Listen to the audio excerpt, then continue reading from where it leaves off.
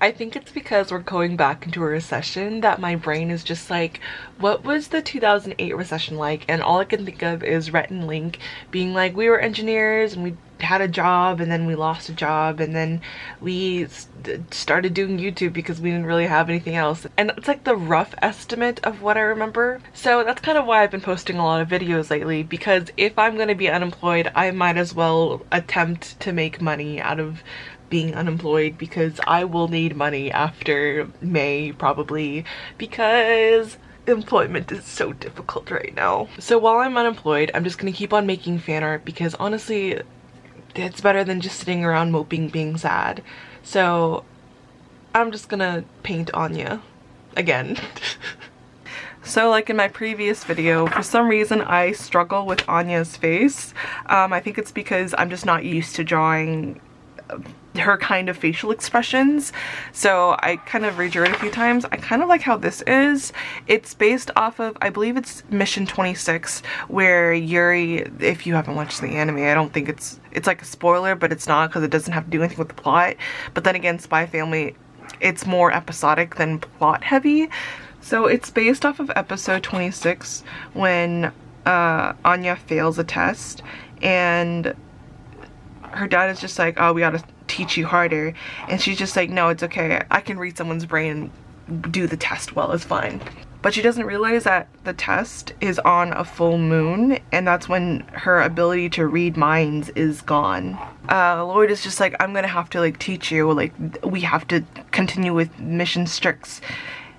And Yor is just like, well, why don't we just have my little brother come and teach her? That'll be something different. So this is when she actually meets Yuri.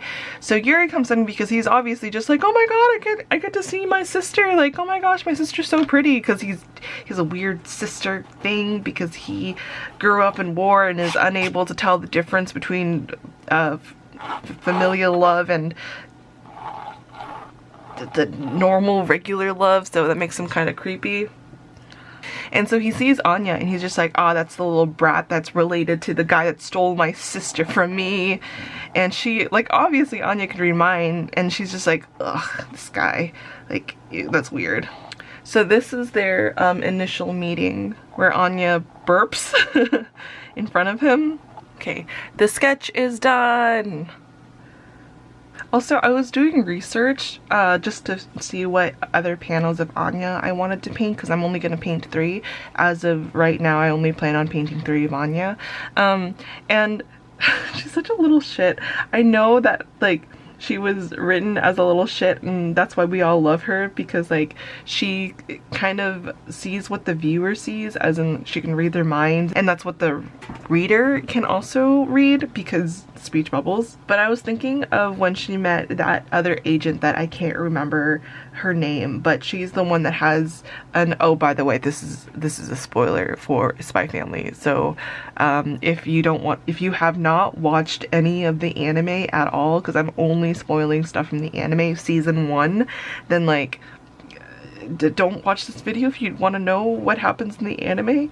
But what was her name? I can't remember. Nightfall, Agent Nightfall, where she meets Agent Nightfall for the first time, and she's just like, oh, this lady's weird, what's going on in her head? And Agent Nightfall is just like, I love you, Twilight, because she has such a straight face on, and Anya just stares at her and she like rubs her eyes and she's just like, did I see that right? And Nightfall's just like, I love you so much, Twilight. I think I read a comment on Crunchyroll that was just like, Anya's just like, I read this against my will. But in this particular scene of the anime, when she meets Yuri, and Yuri's just like, I'm gonna make all these questions really hard for this little brat so that she can't like be able to understand it, but she answers all the questions correctly, and he's just like, what the hell, she's actually really smart. And she's just like, oh damn it, I can't read minds on the day of the test, wait, that was a fluke. And so she does the test again, she fails everything. So they study really hard, and at the end of it he's just like, do you think you understand grammar now? And she's just like, what the hell is grammar? And how Lloyd comes home and he's just like, hey guys, I'm home. Yuri is already gone, and yours just like, oh yeah, she studied grammar. And he's just like, there's no grammar on the midterms though. I just love this. I love stressed out dad. These troll faces are so hard to do. I took a few illustration classes here and there, and I studied like just drawing in general. And I understand the first few years of like, you can't draw anime because you're learning the basics foundations that everyone learns when they're creating art. However, what I don't understand is whenever you're taking like a creative class where you're allowed to use any style, how you're not allowed to use the anime art style. And that's the part that never made any sense to me, because there could be all these other cliche illustration styles that we see a lot in Western media, but the second anime came up, it was just like, no, you absolutely cannot use this. And that just drove me absolutely bonkers, considering the fact that I was always into comics, specifically shoujo manga, because unlike traditional comics where you had to go to a comic shop, I think manga was considered a graphic novel, so it was sold in stores. And not only that, but manga was a lot more accessible for a kid like me. I wasn't really into superheroes when I was a little kid, like I was with DC and stuff, but I love reading romance and I love reading picture books as a kid.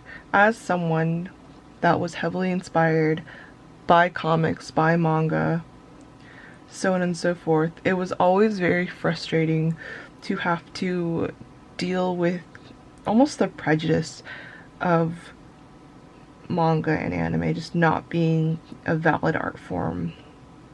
I know I probably should have put some like thinner in the acrylic paint, but oh well.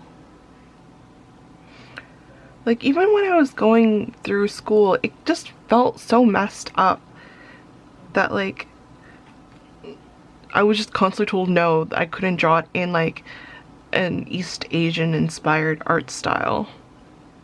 I think about how I took a history of animation class course, and we literally had one day covering anime or like outside American animation, one day for the rest of the world.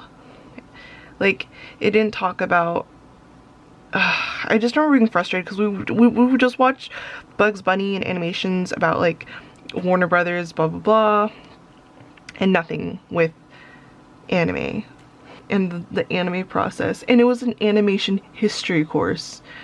That was literally the point of it all. Ugh, I'm so frustrated just thinking about it. What is with art schools and just not giving credit to Asia as much? Okay. So now I'm gonna paint some areas white again, just to clean up, because I can't really erase it because of how strong the color is, and it's against white. Okay, well, I think I'm done with this image. I kind of really like it. It's just so dumb, and I love it. I love it so much. Oh my gosh, I can't keep this neat at all. These are the two paintings that I've finished of Anya, and like, honestly, I love her so much. It's just so dumb. It's something so simple but so dumb, but like, I'm so excited to finish the third one soon and put these up in my room. Anyways, thanks for watching, and I'll see you next time. Bye.